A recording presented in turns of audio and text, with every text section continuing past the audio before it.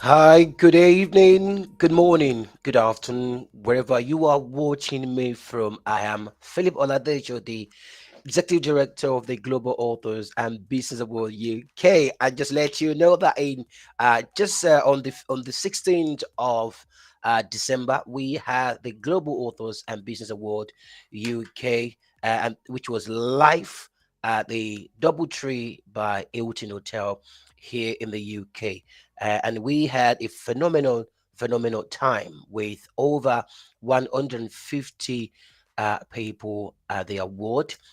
We had an amazing people, business owners from the UK, United Kingdom, from US, from Canada, and from South Africa. We have all kind different types of business owner at the award 2022. And tonight I have a guest in the house which is going to be speaking to us tonight on the Global Authors and Business Awards show. The title, The Journey to Greatness. I have with me tonight Dr. Ambassador Dr. Justina Mutale, speaking to us tonight on the journey to greatness. Well, she'll be sharing our story from the beginning to where she is now. And I've listened, I've read a little bit about the bio. Very inspirational. Very amazing story. And she will be live tonight, sharing our story with us tonight. So I want you to have your pen and paper ready. And if you are watching the broadcast live for the first time, I want to encourage you to share the broadcast so others can actually participate or watch the live broadcast.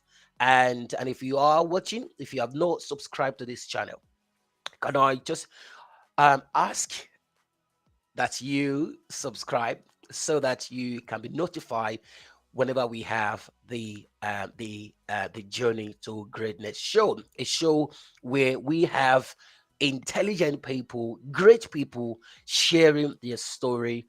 And as Julius Caesar said, the best way to learn it is to listen to experience of others, is to listen to the experience of others. And he put it this way. Julius Caesar said, experience is the teacher of all things.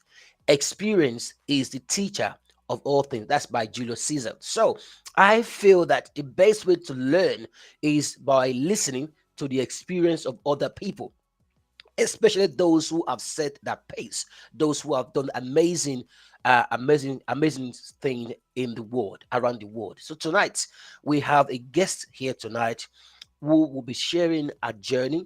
She is an advocate for gender equality and a visionary leader with over 30 years experience working in the diplomatic and international development setting. Wow.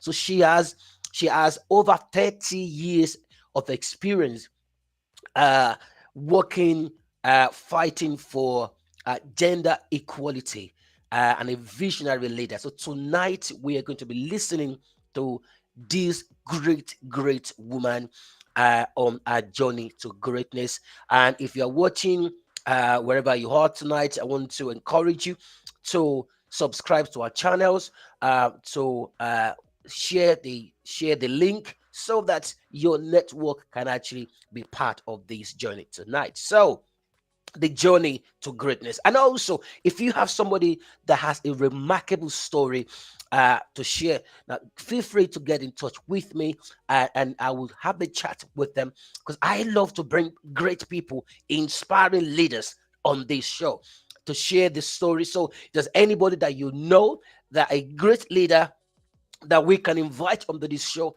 I'll be very much pleased to have them on this show and to interview them on their journey to greatness. So you and I can learn from their journey. As again, the experience is the experience is the teacher of all things. Experience is the teacher of all things. And experience you cannot buy in any supermarket. So make welcome to the broadcast tonight, Dr. Justina.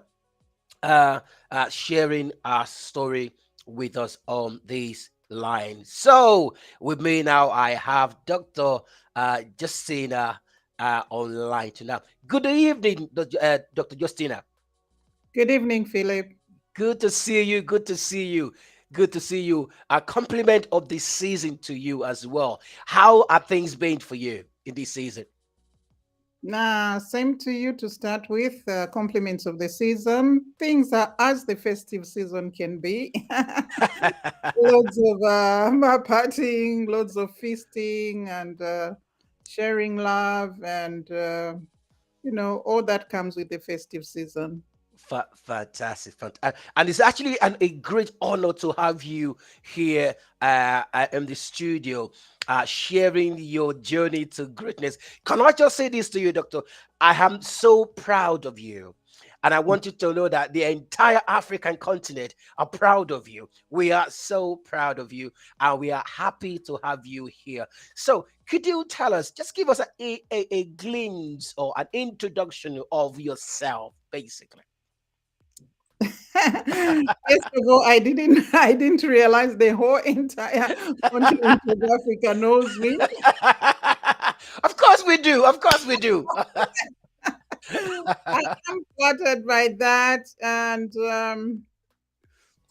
a glimpse of who I am. That is always a very difficult question for me because most of the time I have people introducing me, and of course, as a woman, there's so many aspects to me. I am a Okay. mother. Yep. Yes, I am a mother. I am an aunt. I am a grandmother. I am all of those things. And so I don't know which aspects you really want. Doctor If I just were said. to go into all of them, that it's this interview will just be an introduction, and that's all. I love that. I love that. We just want to have an insight into your journey to greatness tonight. How it's all at it, how it all started, what inspired you to do what you do, where have you been and what you've done. I know that you'll receive, as you have Michelle receiving the award, the Global Authors Award on your behalf on the 16th of December 2022 at the Doubletree by Hilton Hotel. And I love your book. I love that book, and we're going to talk about that book. So if you just give us a little a glimpse, because I know I have your bio already, which involve you working. You've done a lot of advocacy work, gender equality campaign for over 30 years. And then you have worked in with the UN on this issue. So if you just give us a little glimpse of that work, your journey to greatness as the gender equality campaigner. All right. So I come from a background of very powerful, assertive, strong women. I Right. am from Zambia in Okay. Africa, Okay.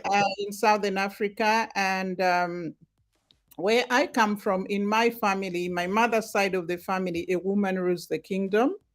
Wow. And on my father's family, although a man rules the kingdom, that did not stop one strong, assertive woman to stand up and start a movement that gathered such a huge following and shook the foundation, the political foundation of my country, Zambia. So already have that background, and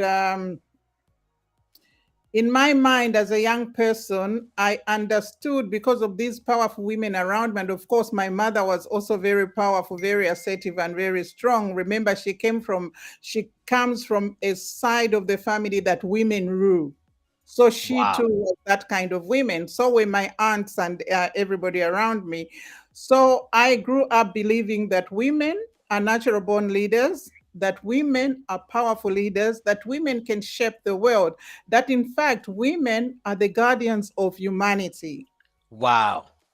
So, how I became a gender equality advocate is that I started working in the Commonwealth in the Okay. Commonwealth Secretariat. And among all the other divisions that I worked in, I ended up working in what we called the gender section of what was called the Social Transformation Programs Division. And that was to do with fighting for gender equality and gender mainstreaming in the Commonwealth. And of course, I was a little, I think I was about 28 or 29 when I when I started working in the and I was quite taken aback coming from a background that actually knew or lived or understood that women were powerful, and then to find that the world is actually fighting for gender equality and fighting for the empowerment of women and girls, that kind of took me aback. But anyway, I took it in my stride. I Right. contributed whatever I could contribute. And then I thought, wow, if the world does not know that women can actually be great leaders, and Right. where I come from, I know that women are great leaders. So perhaps there's something that I need to do. And I got into that to let the world know that this is possible. Where I come from, it's been possible. And it does happen in a lot of other parts of the world. In fact, from the history that I know, for centuries and centuries, women in Africa took up leadership positions. They actually dominated leadership positions. Wow. And most of the kingdoms in Africa were matriarchal, and they did prosper. They progressed and they prospered under the leadership of women. Wow. From what I understand, at some point, perhaps to do with colonization, so to speak, as when Africa was colonized, we moved from the subsistence economy to the Yep. monetary economy. So if you understand, the subsistence economy was about tilling the land and eating off the land. So both men and women used to go and till the land together, and they also used to go and harvest together, bring the food in together. So they put in an equal amount of work. Right. But when we switched to the monetary economy, Right. initially, it was only the men that the colonizers took to go to work and earn money in order for you to eat or live where you were going to live. So that sort of tilted the tables and turned the men into what they called breadwinners. Right. Yep. So then, even if the women did continue to go to until the land, but because now the economy was monetary, you had to pay for so many things, then it appeared as if only the men were working. Right. Right. Yeah, so that tilted the table and the status quo for women in Africa. That's the way I understand it. Right. I love that. I love that story, and I love the background and the history you've just shared with us. 'Cause I know that women are powerful, and I realize anywhere where we have women leaders, the countries or the community thrive. Now, I think I think in Zambia community where you came from is well pronounced. I think women leadership is well pronounced, but it's not in every other African country. So, what would you say to the African counterpart? What would you say? Like, listen, my African friends, women are global figures. Women are competent. Women are important. Let women rule. What would you say to them? What would be your advice to other women, other countries in Africa? Actually, you'll be very surprised. To start with, of course, my country, Zambia, is very high on gender equality. I think at the moment we have about between 40 and 45% women in political decision making, and women in very high positions of leadership. For example, we've had a woman head of the judiciary, chief justice.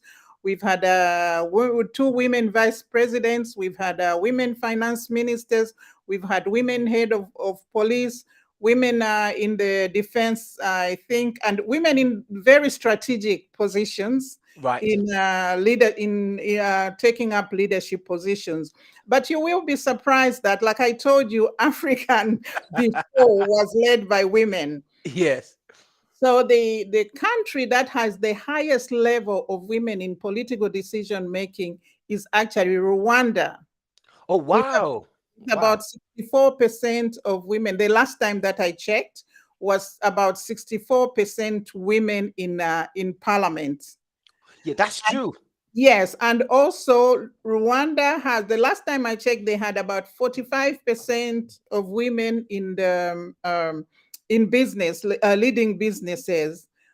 So if you look at that, you will see that Rwanda, one, of course, has become the centerpiece of Africa, and it's also one of the fastest growing economy in Africa. This is because women bring in those leadership qualities that they bring for them. But what happened in Rwanda gives us the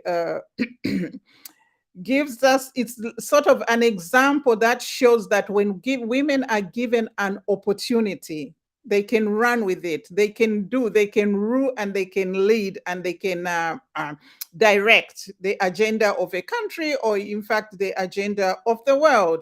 Because what happened in Rwanda, if you remember, in 1994, when they had the genocide, Yes.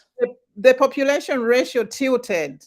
Right. So because the people that were killed most were the men. So we had like 60-40. So 60% women, and then 40, because most men had been killed. So the Rwandan Mm, women, prior to that, Rwandan women they needed permission to be involved in community activities, or even to go into politics, or even business.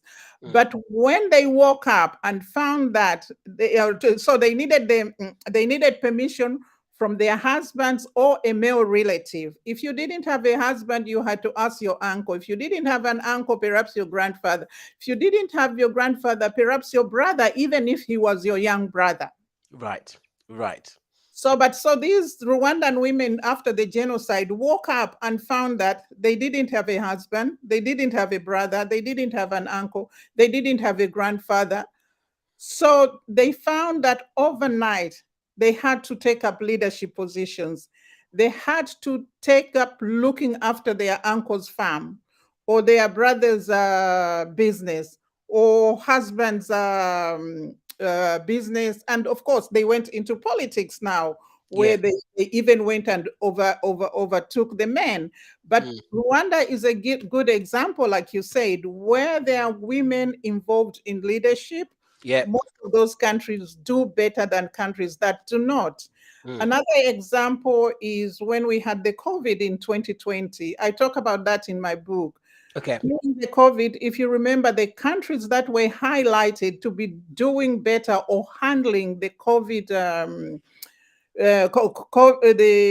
COVID pandemic better were those countries that were led by women.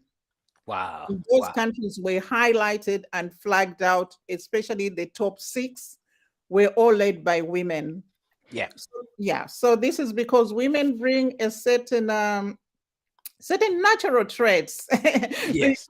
to leadership. And women, of course, are also very high on emotional intelligence. So they connect with the community, and they understand and know what the community is. There's always that motherliness in most Yeah. women, because the majority of women end up becoming mothers.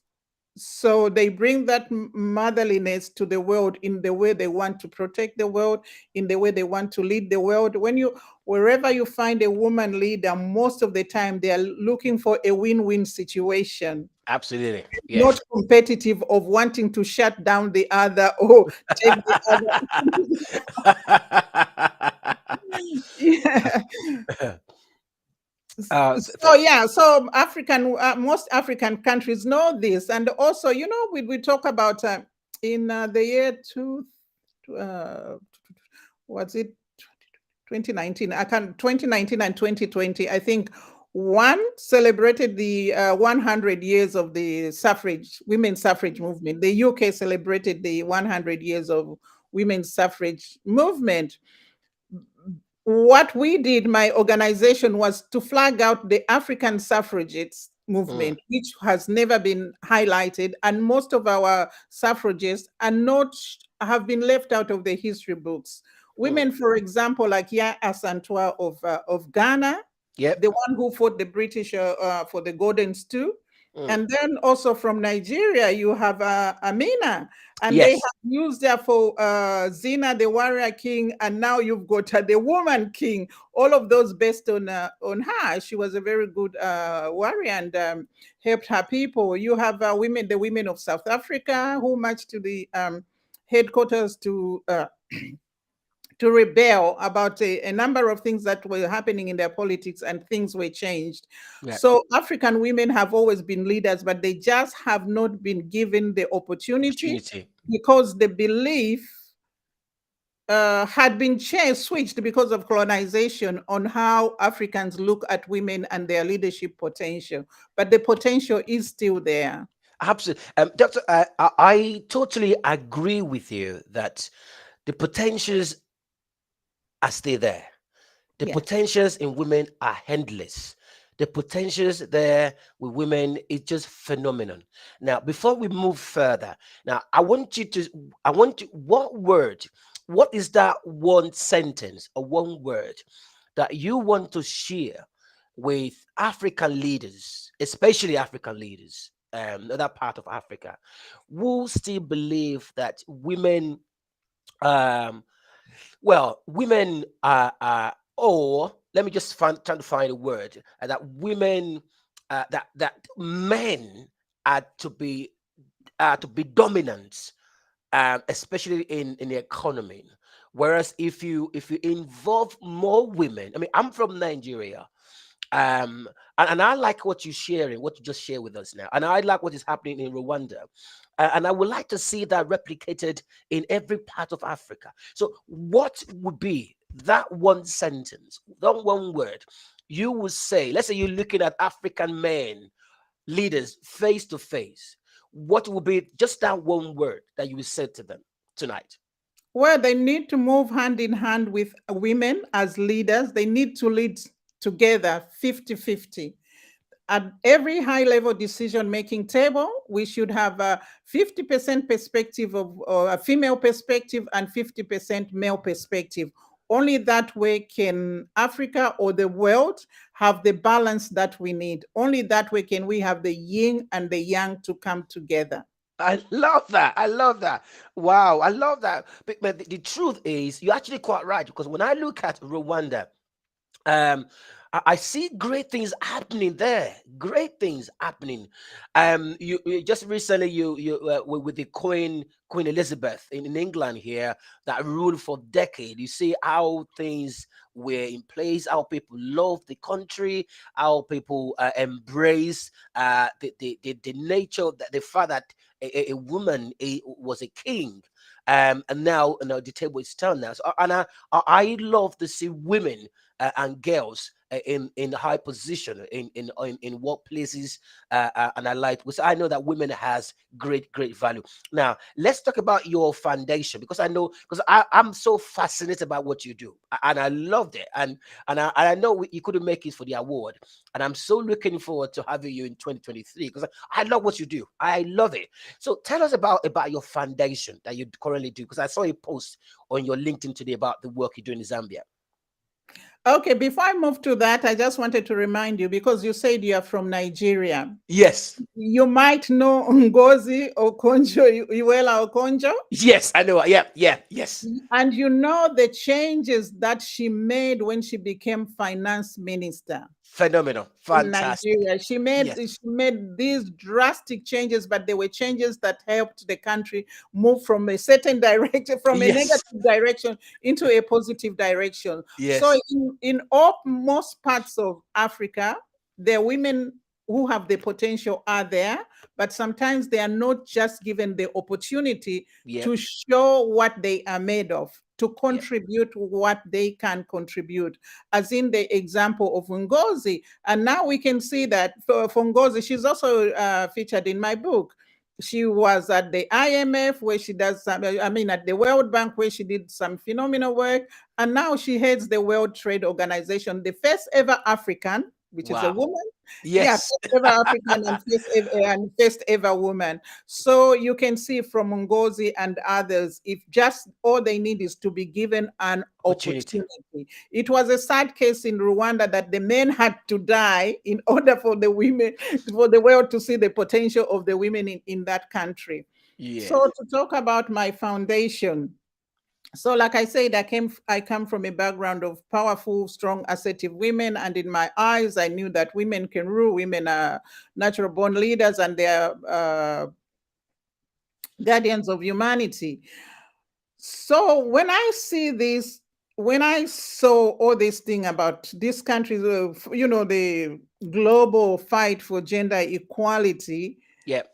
I started the foundation. Initially was to skill women and girls to have the necessary skills, tools, and knowledge for them to take up leadership positions in whatever walk of life they were. Yep. So my foundation provides leadership and entrepreneurship training Okay. to women and girls. And on top of, and then I got to think, okay, we can give them the training, we can give them this, but if anything is to change, really is to be properly educated in order for Absolutely. them to understand what are they really dealing with here. So the flagship for my foundation is a scholarship program, which Okay. we started the scholarship program to give opportunities to young women and girls from Africa, not just from Zambia, but from the whole of Africa, who are highly academically talented but come from poor families that cannot help them, that cannot send them to university. Yep. I was aware and sensitive that the most of the international organizations are always talking about education in Africa, but most of them focus on the first 12 years. But we are Mm. now in the fourth industrial revolution. Yeah. What would the end of secondary school do to an African child? How would they compete Mm. with their counterparts from other parts of the world? So this is where I brought in the scholarship, the university scholarship, so that we can empower our young women and girls to go as high up in education as they can, as much as they can with their counterparts around the world. For example, I live in the United Kingdom, and I know that as soon as a child is born, they have a chance to be Yeah. educated as high as they want, unless the child just decides that they don't want to go to the university, they don't want to hold a PhD, they don't want to do a postdoctoral research. That Yeah. is a choice, but the opportunities are there, Are and there. those are the opportunities I would like to give to our African young women and girls. But then I talked about the 50-50 planet, where we Yes. want 50% male perspective and 50% female perspective. So I got to thinking that, okay, we are pushing the girl child to go up to in order to achieve gender equality. But if we leave the male child Behind. behind, we'll again find the thing that in the future would have to fight gender equality to bring the male child up. So now the scholarship program covers both the female child as well as the male child. Okay. Thank you, Dr. Justina, for the amazing work that you're doing. I always like to invite great men and women on the show to share their journey. And I love what you do. And I'm hoping that one of these I'll be able to interview Dr. Ngozi Iweala as well, because I love to see great people making great impact in the world. Now, and you've actually taken this, your advocacy work, gender equality, to Nation as well. What sort of program do you do in the United Nations? Okay, the United Nations every year has got it will be 67 years now. Okay. Each year they hold what is called the United Nations session on sorry, it's the 77th session. The United Nations Commission on the Status of Women. So this is a global gathering where all activists, governments, civil society, come together to meet at the United Kingdom to assess, for example, how far have women come and what advancements have they made, where are the bottlenecks, what do we need to do in order to for women to move forward. So the United Nations Commission on the State. So my organization, the Justina Mutale Foundation, forms part of the UK civil society delegation, Okay. the UK official civil society delegation to the United Nations Commission on the Status of Women. So that's how we are involved. And every year, my organization also organizes what is called a parallel event during the United Nations Commission on the Status of Women. And of course, we also participate in other activities. Oh wow, wow! That's very very inspiring, and I love that great work that you're doing, one thing that that was a quote I read. It says that the only thing necessary for the triumph of evil is for good men to do nothing. That the word men, I believe that also include men and women, and the fact that you are involved in these activities, you are improving lives, you are going to different lengths to see that women and girls are recognized and educated, not even just in women and girls.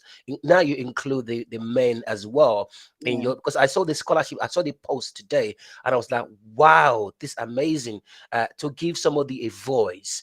I think that is a big thing. And that takes me into your leadership, because I love your leadership style, and that your book that you wrote that got you the award, because that kind of capture my attention. Now tell us a bit about that book.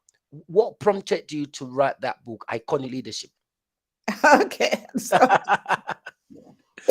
this is the book. Yes, I don't yeah, know whether you can see it, yes, and the art whether of Iconic. Yeah, I can see your that. audience can also see it. The same reasons that I have talked about again.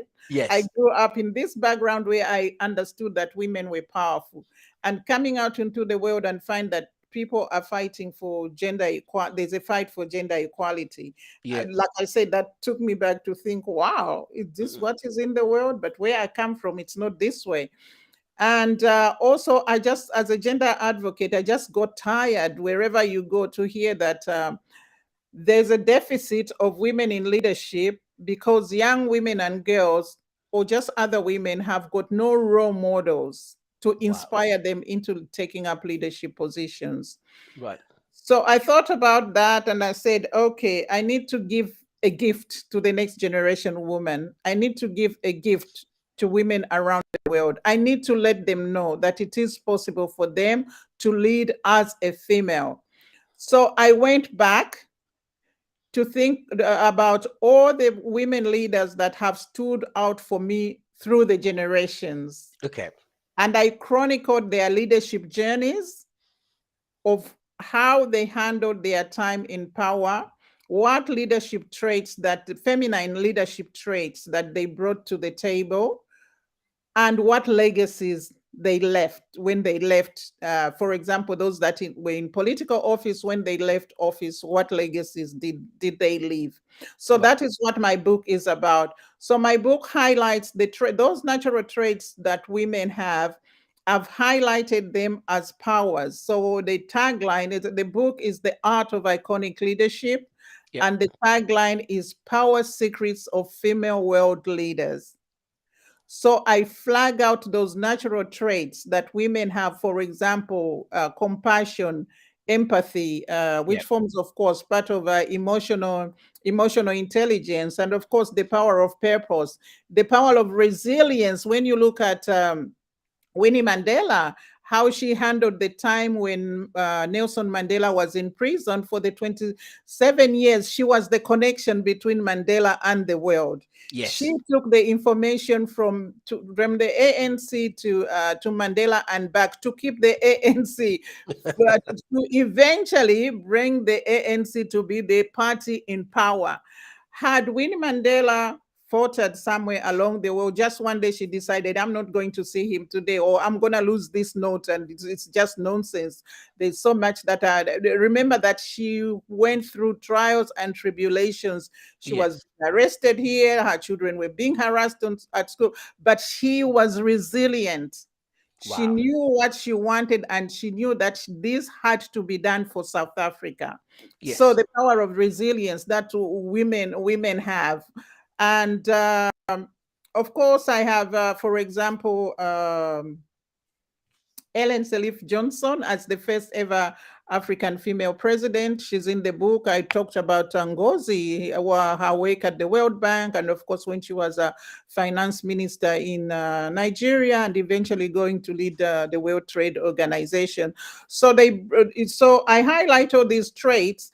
And at the end of every chapter, I tell the leader how they can access a certain power. For example, how you can access your power of purpose, how you can access your power of emotional intelligence or your power of compassion. Yeah. So this is what my book is about. I love the fact that you mentioned purpose and also resilience. And I think those purpose, resilience, and artificial intelligence, emotional intelligence. Emotional Yes. intelligence. Now, there's so many women out there that will be watching this broadcast tonight or in the morning, depending on where they're watching from. In the US, it will be the afternoon now. In Canada, the same thing. Now, I want you to just inspire these women who are in various countries um, in terms of resilience. Women who are currently, as we speak, facing tough time, difficult choices, difficult times in the UK, US, Canada, Africa. What do you want to say to them in terms of resilience?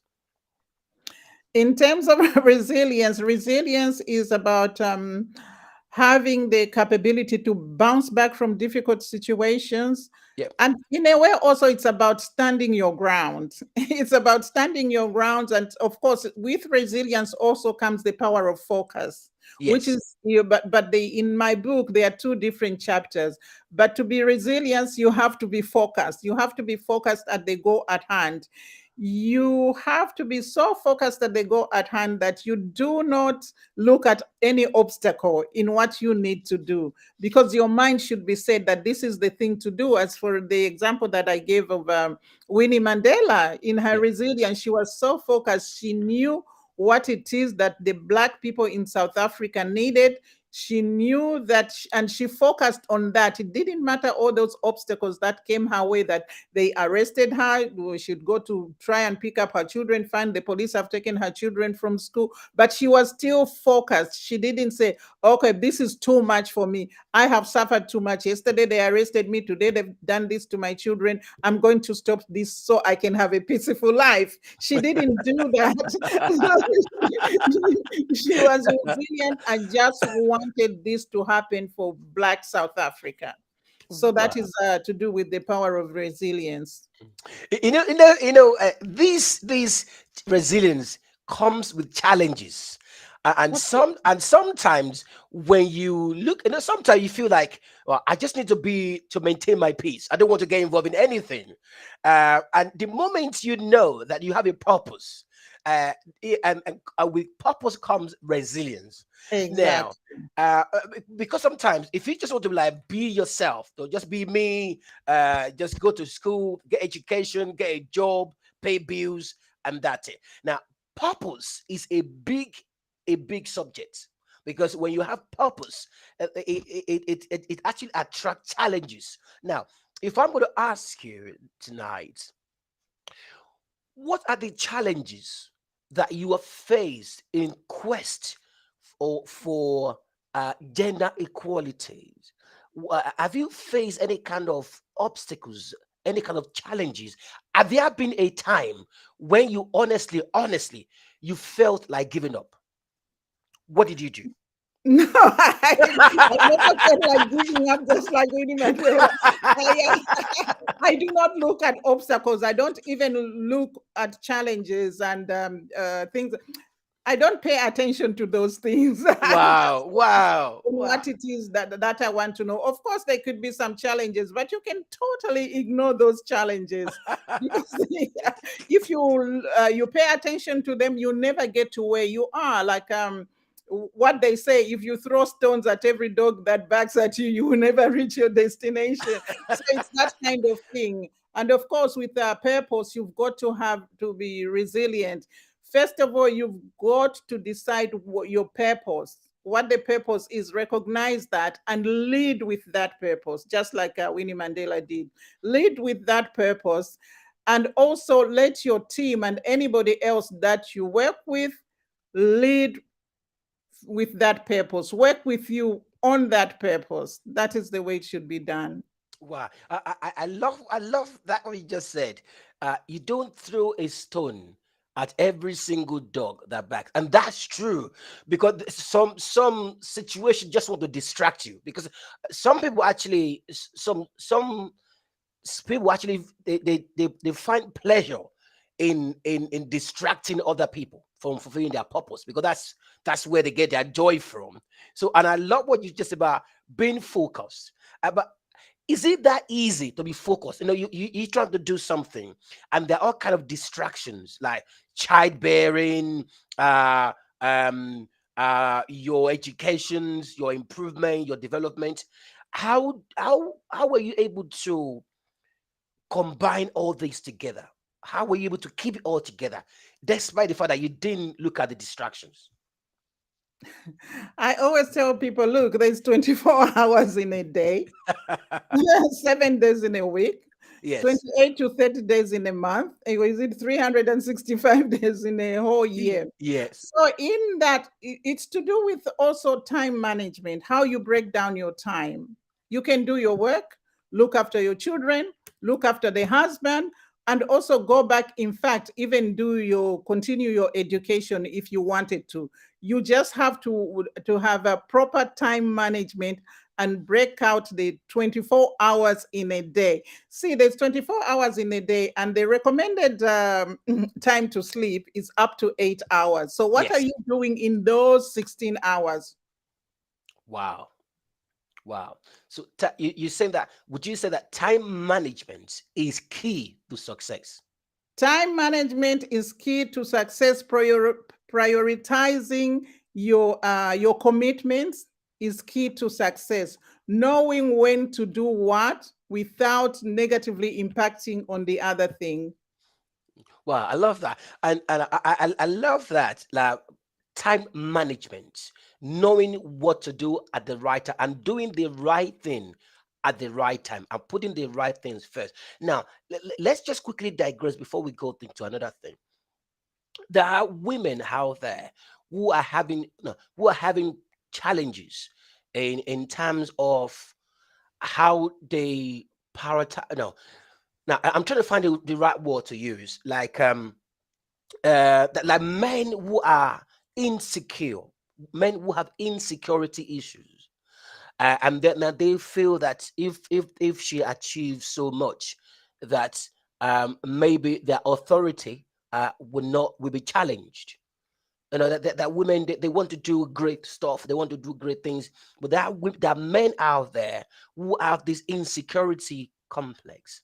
What would you say to such men that if you allow, because I believe that if you allow your wife or your wife to fulfill their God given purpose, it will in one way or the other help you in one way. But some who have a completely different view of that. What do you have to say to that?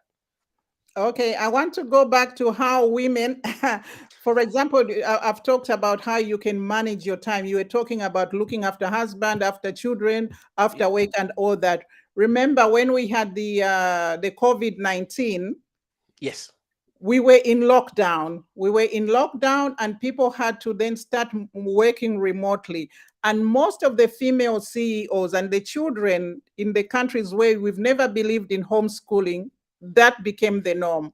Yeah. So those women CEOs, they were women are masters of multitasking. Yeah.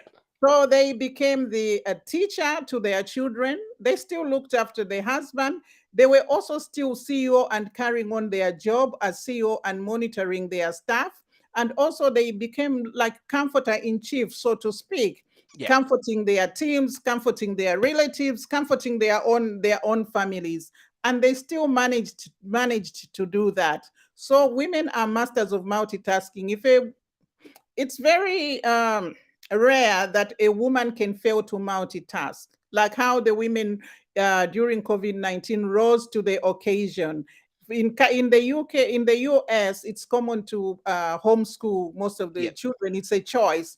But in places like the UK and other countries where if a child doesn't go to school, the parent gets in trouble, it was a new thing. But women leaders, women CEOs and managers still rose to the occasion. They still managed to do that, homeschool their children, look after little babies in the house because the nanny wouldn't couldn't come in. They still managed to do all of those things.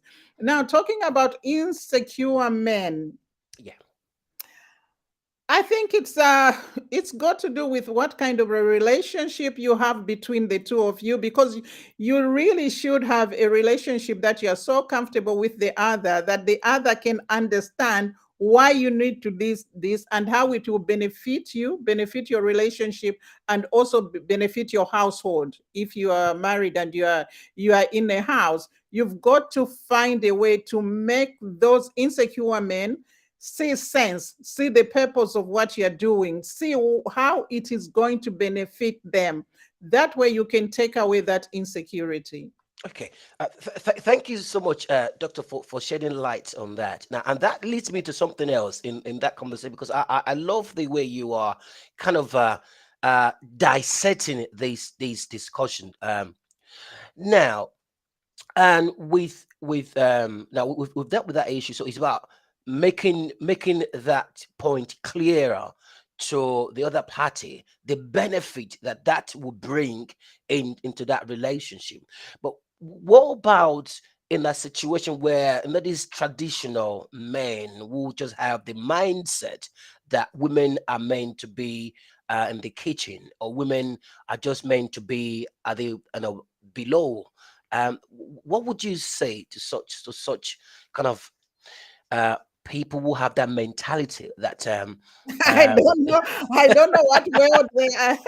I don't know what world they are living in now, because with the high rise of the cost of living, the way the economy of the world is just gone haywire.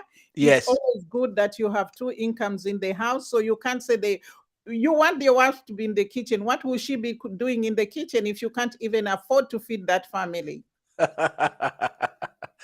Wow, So I don't know what kind of in fact, I can't believe that in 2022, going into 2023, there will yeah, be men in the world who believe that a woman should just be in the kitchen. You've got to be a billionaire or trillionaire. But even billionaires like Bill Gates, look yeah, at how hard Melinda Gates was always working with him. With all that money that they had, she yeah. still had to do very hard work around the world. So I don't know who this is, who just wants a woman to be standing in the kitchen, and what do they bring to the table? What kind of a life is that family going to have, or that couple, if it's just the two of them? What, how are they going to manage? There's so much to be done in the world, and everybody can contribute positively rather than just standing there and cooking for the next person. Thank you so much for that. So, let me just go back again to your foundation, especially with the girls. Um, we have so many girls out there who are still trying to find their ways on to the global stage. What would you be? I know you've talked about resilience, time management, and emotional intelligence. But what would you say to such women, girls out there who are still trying to find their way to the top, and things are not quite working well the way they should? What would you say to them? First of all, they need to read my book. Like I Yeah, said, this is a gift to the next generation woman. This is a gift to the next generation woman to motivate them, for them to know that it is possible for them to lead.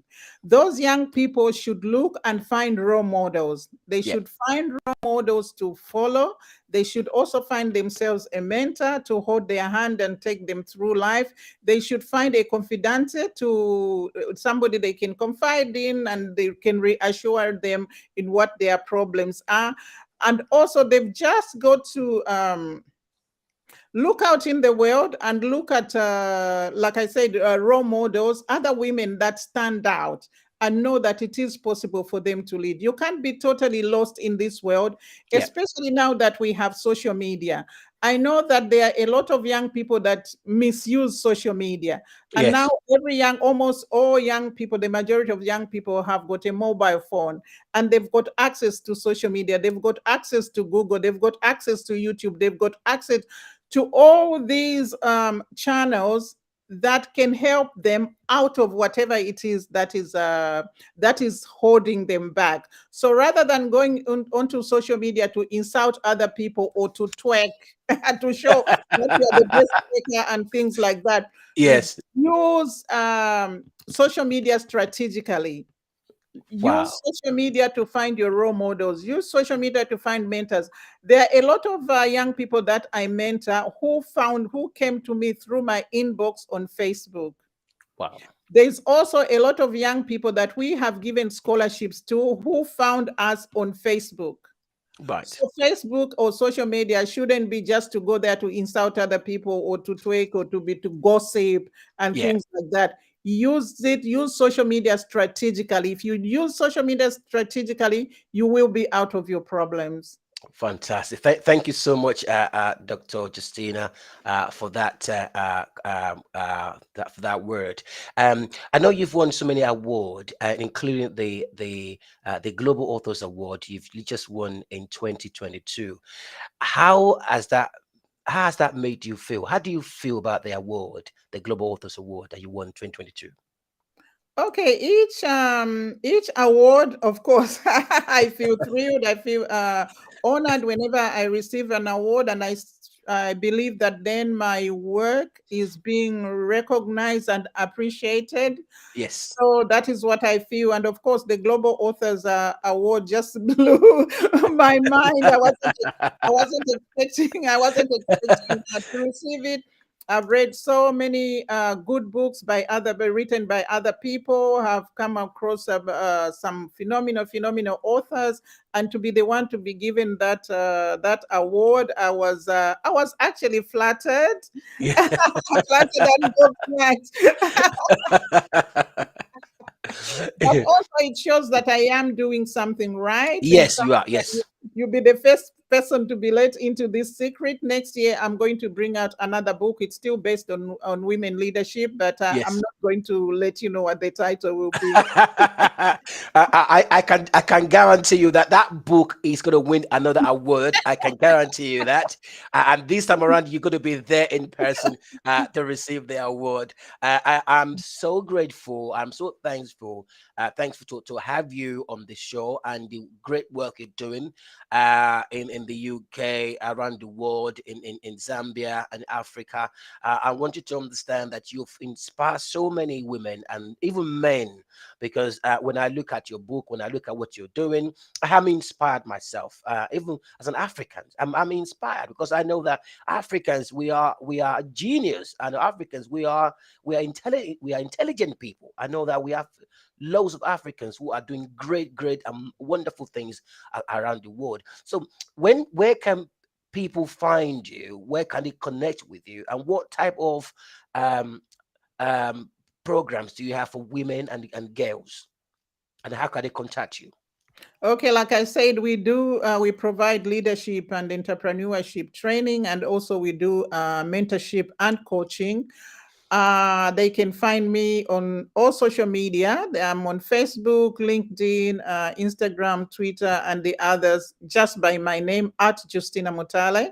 Yep. And also by emails, justinamutale at justinamutale.com. Yep. So they can also Google me. Those who don't remember these handles can just Google me and they should be able to find me. Okay. And Doctor, before we my book yes, is on all Amazon sites. Amazon. It's also in airports, in all major bookstores around the world. We also have an ebook which they can download. By next year, we are going to do an audio version of the book. Okay. Just before we go, Doctor, Justina, I appreciate your time, and also to thank you for finding time to be here. Um, and I just wanted to just talk directly to some of your friends as well, who are who are listening, or that those that will watch the broadcast, who have passion uh, to support women, girls, and men around the globe. But they're just thinking maybe they have time, or they haven't got the time, they're busy. What would you say to such people who they know that they have the passion to help others, but they just haven't found the time to do it? Because I know you can't do everything. You're doing a great job. You're doing what you can. What would you say to such people, your colleagues who are interested in helping out other people but haven't got the time? I don't know how anybody cannot have the time. I told you already, there's 24 hours in a day. So they don't have the time, then they don't have enough interest to do this. Right. Yeah, so anybody with interest will be able to find this. And remember, the world in, was it October? We became 8 billion people. Wow. eight So billion people. yeah, so we need as many people as possible to come on board and help whether it's to do with gender equality, it's leadership, it's women's empowerment. There will always be an audience. There is always a need for leaders to come up and help those that are coming up. Africa has got the largest percentage of young people, the young population. And by the Yeah. year 2030, Africa will have about 2 billion, 2.5 billion people. So I read. And most of those will still be young people. So while other parts of the world are aging, Africa will be the continent that will take the world into its next millennium. Yes. So we need to set up the African youth to be able to carry the world on their shoulders. We need them to be able to compete on equal footing with their Counterpart. counterparts around the world. So that is what we need to do. So if somebody says I've got no time to do this, you can always find time when you are interested or were committed or focused on doing something. If you can't find time, then it's not for you. Just to let you know, also, Dr. Justina, I also run a program for men, which I call Real DAD. What inspired me is something like we just talked about today, is about building younger generation who have respect for women. Building younger generations who are going to get into the politics, into the economy, to understand that women are to be respected, that women are to be seen as part of the equation. That's that what I call it real DAD, and I'm looking forward to taking that program to the world, because I want to train younger generations on how to treat women. It's called real DAD, how to treat women, how to become the best version of themselves, because I want people to see women as important as men, that there's nothing, women are not less than men. I Neither don't, I don't understand how anybody can say women are less than men when women are the ones that bring them into this world. Women yeah, are the ones who nurture them to become who they are. I don't yes, know how they can have such a selective memory that they suddenly forget how important a mother is. yeah, When you are born into the woman's hands. The woman absolutely. breastfeeds you, they change your nappy, and they bring you. Yes, they show you how to use a spoon. They show you how Yes, to use the bathroom. They do yes, everything for you until you are independent. So yes. I don't know how a person who does all that for you to make you become who you are now should suddenly become unimportant to you just because you have now grown up. So I don't know what kind of background those young men come from who disrespect women, because women should be given the utmost respect. Women are the next level to God for humans. Wow, wow. I love that. I love that. Yes, Thank you for shedding light on that. Again, this is actually a big subject, and I would love to debate. I would like to take this subject. I like to, because I love what you just said. Now, anyone that sees women as less, I think they need a re-education. exactly. They, so I think that's the stage that we're in, to re-educate men on the importance of women, and how they should change they need to reorientate, or they need a reorientation, basically. So thank you so much, Dr. Justina Mutale, for coming tonight. It's been a great pleasure speaking with you. I've learned so much tonight, and I'm so grateful that you are making great impact. So, what would be your last, just in the summary, the last word for tonight before we close? Okay, it's just again, I'll reiterate for everybody to find their purpose and find their talent and work from that talent or work from that purpose and bring that into the world. Your talent and your purpose is your gift to the world. Thank you so much, Dr. Justina, for that. So now we come to the end of the broadcast tonight. I want to say thank you so much. My name is Philip Oladejo. I'm the director of the Global Authors Award and Business UK and in Canada. And connect with me on LinkedIn, on Instagram, and also on Facebook. So until I come your way again, enjoy your day, knowing that women are important. Thank you so much. God bless you. Thank, thank you very much. Thank you very much. Thank you.